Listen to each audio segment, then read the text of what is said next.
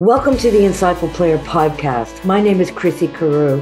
I'm the host and founder of Insightful Player and the author of Insightful Player, Football Pros Lead a Bold Movement of Hope.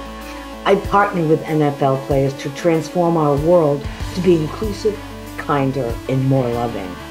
In each episode, I interviewed NFL players and NFL vets who overcame tremendous obstacles to reach their dream of playing in the NFL. And I'm also a transformational coach. I empower my clients to embrace their dreams, to transform their world and the world around them. And we want you to believe in your dreams and encourage you to commit to them now. Humanity is in trouble. We need you. We all need to do this. We need to embrace our dreams and share them with others so we can have an immediate positive impact on making our world a much kinder place. We invite you to become an important part of our bold movement of hope. Watch this podcast, share it with others, and let us know what you want to see and hear to support you in becoming an insightful player in your life. Thank you. We're going to have a wonderful guest today, Rashied Davis. Rashied Davis is one of the very first insightful players I interviewed back in 2009. And he's in my book, Insightful Player, Football Pros Lead a Bold Movement of Hope. And his story is unbelievable. He's one of the most humble people I've ever known. He's very courageous. He's very giving. He has an amazing foundation, Saturday Place, beautiful family.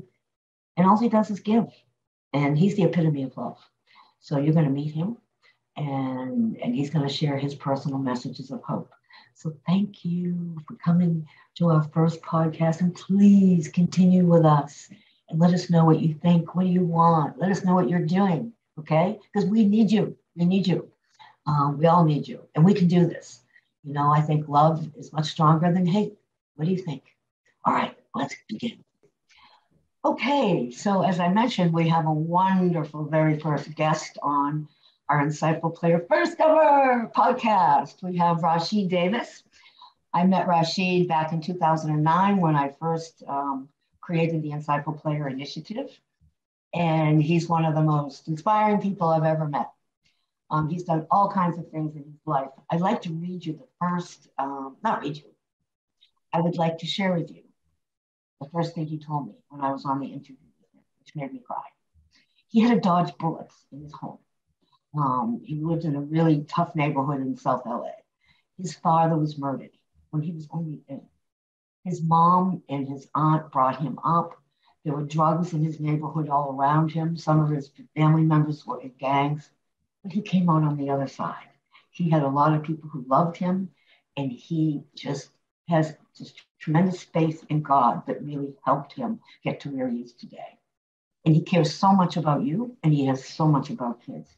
He formed this amazing foundation, Saturday Place, with his beautiful wife, Diana. And I'm going to let him tell you about it. It's really inspiring. He started off in the Arena Football League with the Sabercats. And while he was working with the Sabercats, he worked at Best Buy, you know, and he just has a tremendous work ethic. And then he was signed by the Chicago Bears. And he did a great job there as a wide receiver. And while he was there, Rashied, you have to let me know if this is true. He then went on to the Detroit Lions, but you had the logo on your head. You had your hair dyed and colored. Was that the Bears logo? Was that the Bears or the Lions? I had my hair painted in several different several different things. Yes, one of them was the Bears logo. One time it was both Bears logo. One was the actual bear. Right. And that was on the right side of my head. The other was Bears C.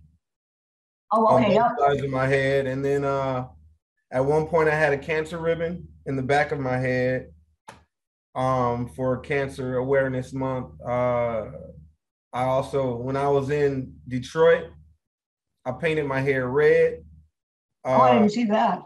Yeah, I had fire in I had a mohawk and my hair was red. I was slightly crazy toward the end of my career. I had to figure out things, get up, wake up in the morning for practice. Oh, that's great. So what you'll all learn about Rashied is, in addition to being such a giving, loving leader in our world, he is a lot of fun. He is a really lot of fun and a one big kid. So can you send me some of those photos? I'd like to include those. I will. I will. Most of them can, if not all of them, can be found on the internet with just a simple Google search, though. Oh, okie doke. I'll do that. I'll Google Yeah. it. So I'll that's Google typically you. how I get them. I don't own them. All right. All right. That sounds great. So Right. again, I'm so happy to have you a part of this reigniting of the Insightful Player Initiative. And as I mentioned in their intro, it's because we want to put, more inclusion, love, and kindness into our world because my old friend Frank Gorman used to say, we're in deep sneakers right now. But if we all pull together, we can really transform our culture, but we all have to do it together. So thank you for coming to being our very first guest on the Insightful Player podcast. I am just delighted, Rashied. Thank you for having me. I'm honored and blessed that you care so much about me and my story. So thank you so much for that. Oh, you're easy to love, that's for sure. So tell me, in your words, what do you see? Where do you see the world now, and where do you think we can all take it? Um, to be honest, I think everything is cyclical, right? Like, as a Black man in America, I mean, it's not a whole lot different for me, other than the fact that I have a lot more freedoms and opportunity than I would say my parents and ancestors and all of that, right? So I'm blessed in that respect. But there's still a lot of hate, and there always has been a lot of hate in the world, which I don't jive with, first of all, but I don't fully understand why uh, human beings are the way that we are at times.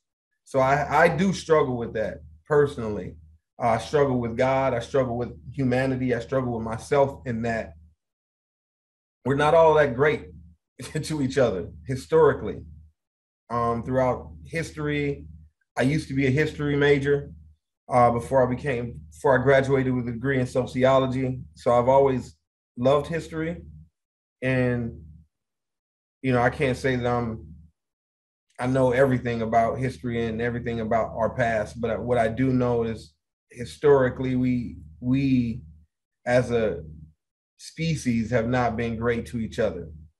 When you look at wars and you look at racism and you look at sexism and you look at power struggles and you look at all of these things, it's not new, as the Bible says. There's nothing new under the sun. It's just in a new form.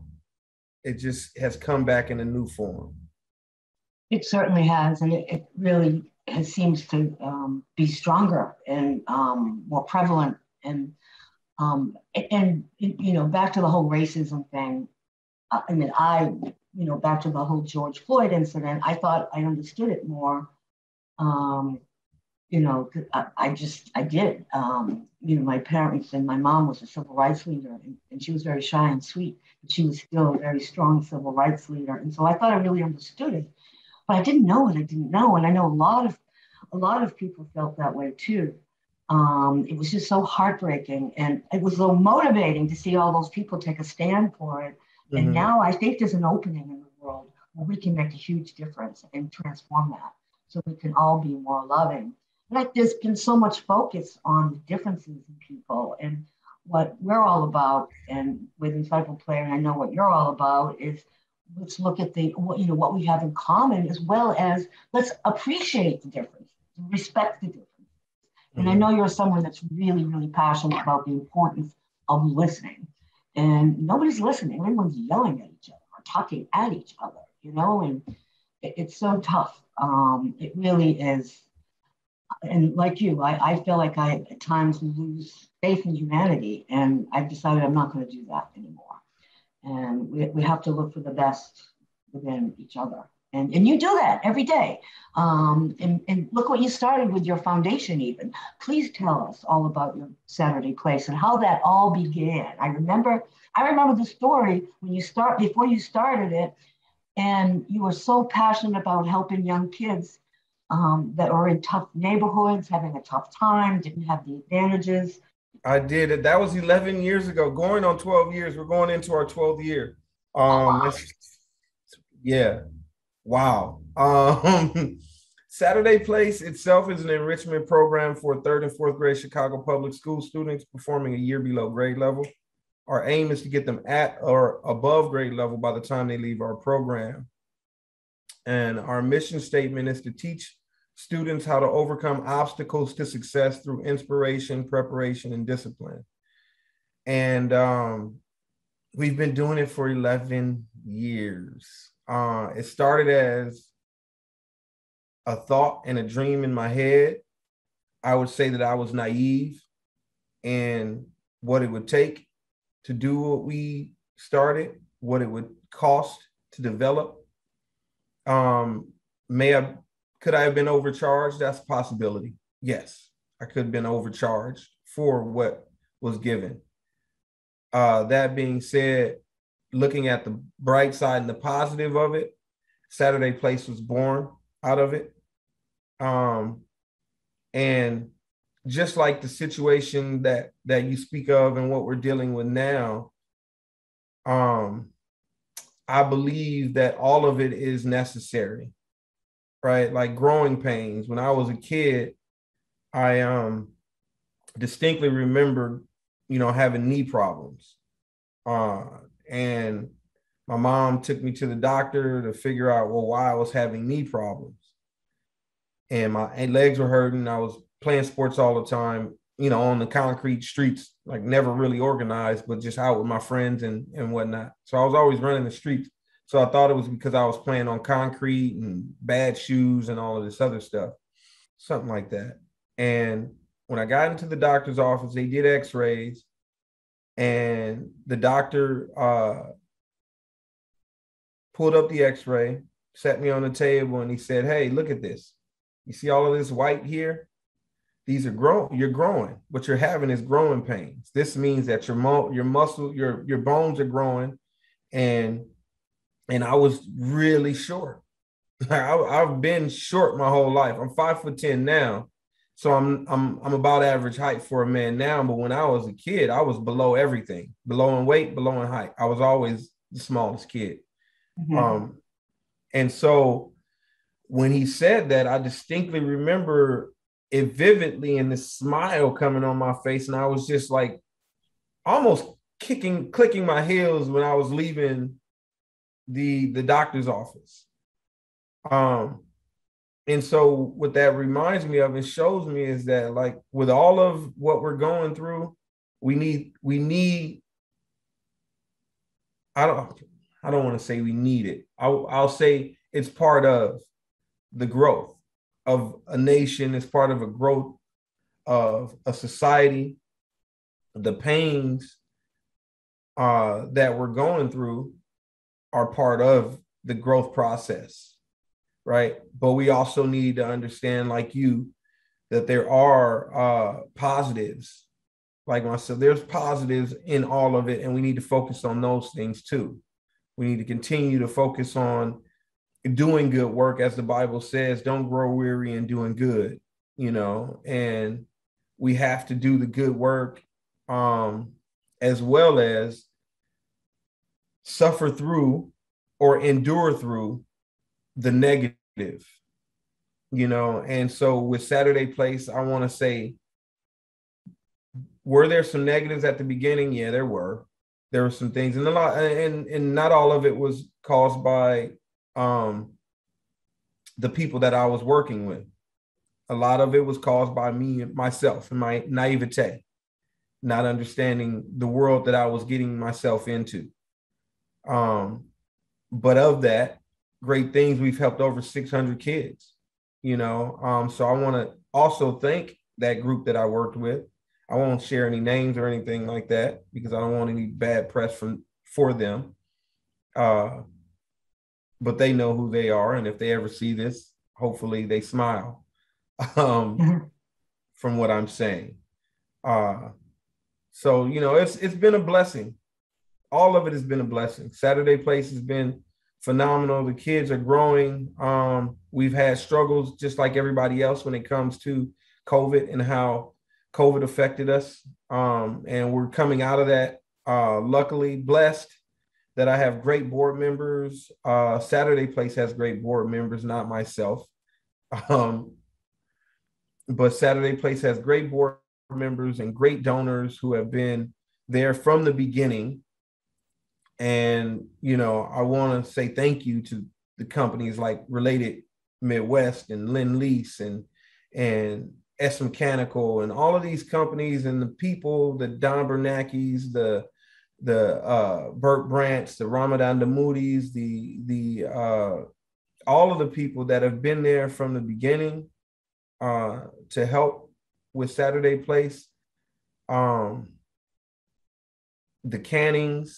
The Canning Foundation for giving us the seed money plus more money over time. I've been tremendously blessed. The organization has been tremendously blessed by all of these people. The Rebecca Dars, I'll be remiss if I don't mention Rebecca in this as well. So. Well, again, there you are. I know I'm all over the place, but no, you're not. I mean, it's forgiveness. I mean, you have forgiveness, and you're taking full responsibility, and you learn so much from the lessons all the time. One more person I have to Lizelle Tolentino. Not one more person. There's a lot of people I got to thank, but she no longer is with Saturday Place, but she was everything to Saturday Place. And we wouldn't be here without her, and John Wallace as well. So excellent. If you think of more names as we go on, Hyatt, Hyatt as well. Hyatt Hotels organization has been great too. Well, I want to go back to the Hyatt for a second, but first I just want to acknowledge you because you're so willing to learn lessons, even when you're knee deep and stuff. So you built a lot of resilience. And which started as a kid from everything you went through. And it's so important. That's always been a goal of yours to help kids with that, as well as mine. And the whole forgiveness thing. And I think there's a lot of forgiveness we need to all have here in our world with everything that's going on. And one of my mentors is the late Barbara Marks Hubbard. And she always said, crisis is an evolutionary driver. And I think right now we're certainly in crisis and we have the opportunity to really evolve right now. I think there's an opening if we all jump in together and just like you are with Saturday Place. And I remember when you were telling me some of the kids you were working with they lived really close to the Great Lakes in Chicago, but never even saw them. They were just a couple of blocks away. And I remember how you took the kids to the Hyatt and taught them how to, which fork to use and spoon and how to sit and eat a meal. I mean, you did so much, and I'm sure you're still doing so much. It's just really remarkable, the impact you had on these children. I hope so. I won't say I taught them how to use their forks and knives. I still have trouble myself with fork and knife and where they go. That being said, the Hyatt organization, Hyatt Hotels, specifically Hyatt Regency downtown, has always been a phenomenal strategic partner with Saturday Place. And yes, that was one of the story you speak of was one of the catalysts to me getting involved with working with children in Chicago, because that for me was appalling to hear that a lot of these kids lived a mile, 2 miles, 3 miles from a lake, one of the greatest wonders of the world, right? This huge lake, and they had never seen it in person, heard about it, saw it on TV. But not only them, I was told, not only them, but some of their parents and grandparents and whatnot have never seen the lake in person. They've never been to the lake. And that was just appalling. And so I wanted to do something about that. And that's where one of the things that started to drive me and where we were going to go with Saturday Place. And one of the best pictures that we have of Saturday Place and the kids was when we partnered with Loyola for a time. We were partnered with Loyola University in Chicago, and they were graciously giving us classroom space. And through one of our teachers and program directors at the time, and the very first day of class during that partner, the first initial beginnings of that partnership, the classroom that they gave us was right on the lake. Oh, nice. So when we walked into the building, when we got off the bus, our children got off the bus and they walked into the building, there was a big wall of windows that showcased the lake, you know, and the views from that building. And all of the kids were just in awe, and they were standing at the window looking out. And someone had the beautiful or wonderful idea to take that picture, to snap that picture. And it was just like a full circle moment for us. It's almost going to make me cry now thinking about this thought me too.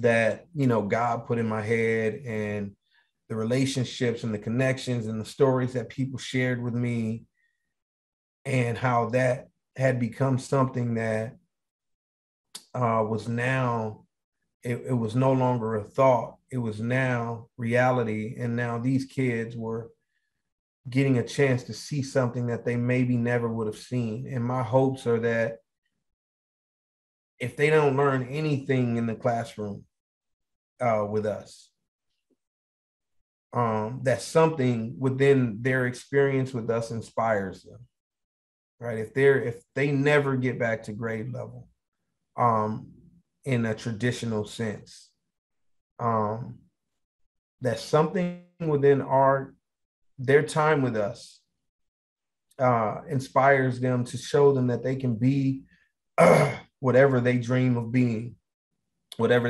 they decide to be, and it's possible for them. So yeah, I mean, that was such a beautiful moment for you that I'm sure you'll treasure forever. And it's so true that you helped give those kids hope. And now, with the way the world is right now, there are so many people without hope, and they can't see beyond the struggle, because there is so much struggle here. yeah. And so, do you have any thoughts about that, of where we could take that, how we could dive in, how our viewers could help out right now? Be the love that you want to receive. Rashied, that was great. Thank you very much. And everyone, he'll be back next week. And he's going to discuss, how can we gain hope when things are really tough? I want you to really tune in and think about that question for yourself as well. And this week, why don't you go out and lift up someone that could use a lift, and just make them smile. Okay? Until next time. Bye-bye. The entire Insightful Player podcast initiative is dedicated to the late Tom Constantino. Tom Constantino was my PR consultant.